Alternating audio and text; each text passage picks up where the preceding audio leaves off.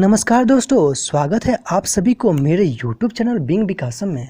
इस चैनल के माध्यम से आप सभी आज मगध के उत्कर्ष के बारे में समझोगे। यह वीडियो बीपीएससी के स्टूडेंट के साथ पीएससी में जो मेंस की तैयारी कर रहे हैं उसके लिए खासा महत्व रखता है, क्योंकि मगध के उत्कर्ष उन लोगों के लिए बहुत ही अच्छा टॉपिक बनने में कारगर होता है। मगध साम्राज्य के उदय से पहले हमें यह समझना होगा कि मगध राज्य का विस्तार कहाँ तक था।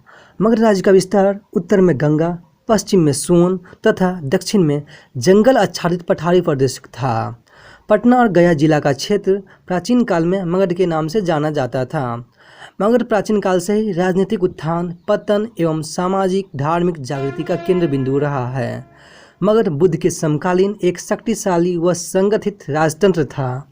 कालांतर में मगध का उत्तरोत्तर विकास होता गया और मगध का इतिहास भारतीय संस्कृति और सभ्यता के विकास के प्रमुख स्तंभ के रूप में कार्य किया। आज यह संपूर्ण भारतवर्ष का इतिहास बन चुका है।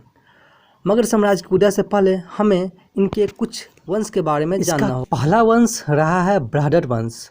यह सबसे प्राचीनतम राजवंश हुआ करता था।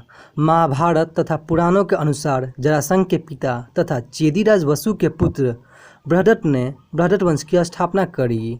इस वंश में 10 राजा हुए, जिसमें बृहद्रथ पुत्र जरासंध एवं प्रतापी सम्राट था। जरासंध ने कौशल, चेदी, मालवा, विदेह, अंग, वंग, कलिंग, कश्मीर और गांधार राजाओं को पराजित किया। मथुरा शासक कंस ने अपनी बहन की शादी जरासंध से की तथा बृहद्रथ वंश की राजधानी वसुमती या गिरिव्रज या राजगिरी को बनाई। भगवान श्री कृष्ण की सहायता से पांडु पुत्र भीम ने जरासंध को द्वंद्व युद्ध में मार दिया। उसके बाद उसके पुत्र सहदेव को शासक बनाया गया। इस वंश का अंतिम राजा रिपुंजय था। रिपुंजय को उसके दरबारी मंत्री पुलिक ने मारकर अपने पुत्र को राजा बना दिया। इसके बाद एक अन्य दरबारी मही ने पुलिक को उसके पुत्र की हत्या कर अपने पुत्र बिंबिसार को गद्दी पर बैठाया। ईसा पूर्व 600 में बृहद्रथ वंश को समाप्त कर एक नए राजवंश की स्थापना हुई।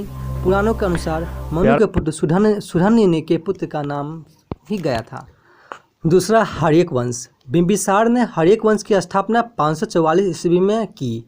इसके साथ ही राजनीतिक शक्ति के रूप में बिहार का सर्वप्रथम उदय हुआ। बिंबिसार को मगध साम्राज्य का वास्तविक संस्थापक माना जाता है। बिंबिसार ने गिरिव्रज को अपनी राजधानी बनाई।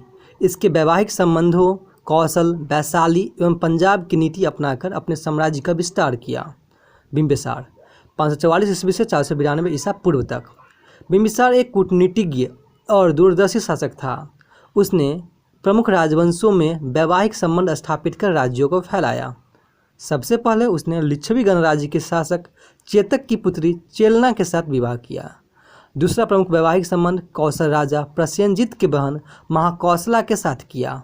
इसके बाद भद्र देश की राजकुमारी क्षेमा के साथ विवाह किया। महावक के अनुसार बिंबिसार की 500 रानियां थीं।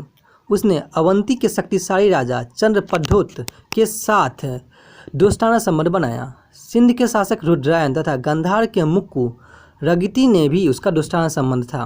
उसने अंग राज्य को जीतकर अपने साम्राज्य में मिला लिया तथा वहां अपने पुत्र अजातशत्रु को उपराजा नियुक्त किया था। बिंबिसार महात्मा बुद्ध का मित्र और संरक्षक था।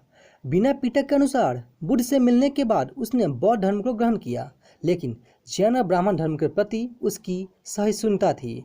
बिंबिसार ने करीब 52 वर्षों तक शासन किया। बौद्ध और जैन ग्रंथानुसार उसके पुत्र अजातशत्रु ने उसे बंदी बनाकर कारागार में डाल दिया था, जहां उसका 492 ईस्वी पूर्व में निधन हो गया।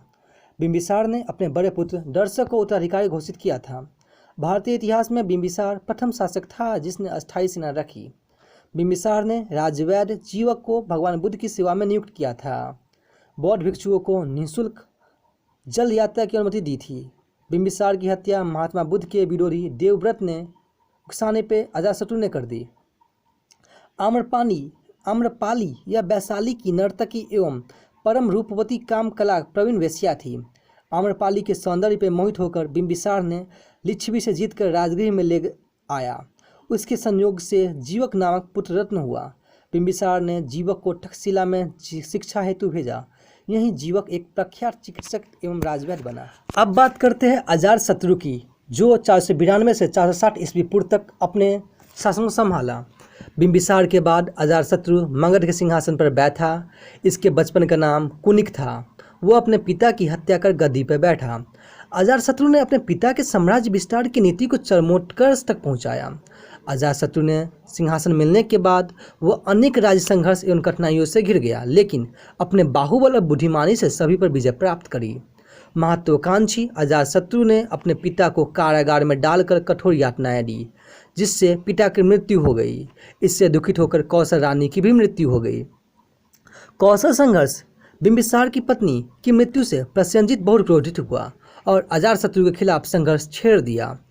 पराजित प्रसेनजीत श्रावस्ती भाग गया, लेकिन दूसरे युद्ध संघर्ष में अजातशत्रु पराजित हो गया। लेकिन प्रसेनजीत ने अपनी पुत्री वाजिरा का विवाह काशी को दहेज में दे दिया। वजीर संघ संघर्ष लिच्छवी राजकुमारी हेलेना बिंबिसार की पत्नी थी, जिससे उत्पन्न 2 पुत्री हल और बेहल को उसने अपना हाथी और रत्नों का एक हार दिया था, जिसे अजातशत्रु ने मनमुटाव के कारण वापस मांगा। इसे चेल ने अस्वीकार कर दिया। फलतः अजातशत्रु ने लिच्छवियों के खिलाफ युद्ध घोषित कर दिया। वशकार से लिच्छवियों के बीच फूट डालकर उसे पराजित कर दिया और लिच्छवियों अपने राज्य में मिला लिया। मल्ल संघर्ष अजातशत्रु ने मल्ल संघ पर आक्रमण कर अपने अधिकार में मिला लिया। इस प्रकार पूर्वी उत्तर प्रदेश के एक बड़े भूभाग मगध साम्राज्य का अंग बन गया। अजातशत्रु ने अपने प्रबल प्रतिद्वंदी अवंती राज्य पर आक्रमण करके विजय प्राप्त करी। अजातशत्रु धार्मिक उदार सम्राट था। विभिन्न ग्रंथों के अनुसार वे बौद्ध और जैन दोनों मत के अनुयायी माने जाते हैं, लेकिन भरूट स्तूप के एक वेदिका के ऊपर अजातशत्रु बुद्ध की वंदन करता हुआ दिखाया गया है। उसने शासनकाल में 8वें वर्ष में बुद्ध के महापरिनिर्वाण के बाद उनके अवशेषों पर राजगृह में स्तूप का निर्माण करवाया और 483 ईस्वी में राजगृह की सप्तर्णी गुफा में प्रथम बौद्ध संगति का आयोजन किया। इस संगति में बौद्ध भिक्षुओं ने सम्मिलित पिटकों और शुद्ध पिटक और बिना पिटक में विभाजित किया। सिंघली अनुश्रुतियों के अनुसार उसने लगभग 32 वर्षों तक शासन किया और 460 ईस्वी पूर्व में अपने पुत्र उदयन द्वारा मारा गया था। अजातशत्रु के शासनकाल में ही महात्मा बुद्ध 487 ईस्वी पूर्व महापरिनिर्वाण तथा महावीर का भी निधन 468 ईस्वी पूर्व में हुआ। उदयन अजातशत्रु के बाद 460 ईस्वी पूर्व मगध का राजा बना।